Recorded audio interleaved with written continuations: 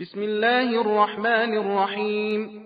واتبعوا ما تتلو الشياطين على ملك سليمان وما كفر سليمان ولكن الشياطين كفروا يعلمون الناس السحر وما أنزل على الملكين ببابل هاروت وماروت وما يعلمان من أحد حتى يقولا إنما نحن فتنة فلا تكفر فيتعلمون منهما ما يفرقون به بين المرء وزوجه وما هم بضارين به من أحد إلا بإذن الله ويتعلمون ما يضرهم ولا ينفعهم ولقد علموا لمن اشتراه ما له في الآخرة من خلاق ولبئس ما شروا به أنفسهم لو كانوا يعلمون ولو أنهم آمنوا واتقوا لمثوبة من عند الله خير لو كانوا يعلمون.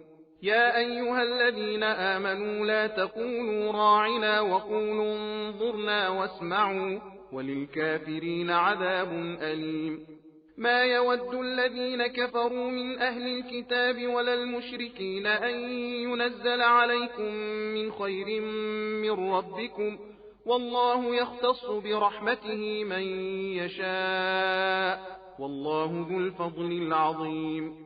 ما ننسخ من آية أو ننسها نأت بخير منها أو مثلها ألم تعلم أن الله على كل شيء قدير ألم تعلم أن الله له ملك السماوات والأرض وما لكم من دون الله من ولي ولا نصير. أم تريدون أن تسألوا رسولكم كما سئل موسى من قبل ومن يتبدل الكفر بالإيمان فقد ضل سواء السبيل.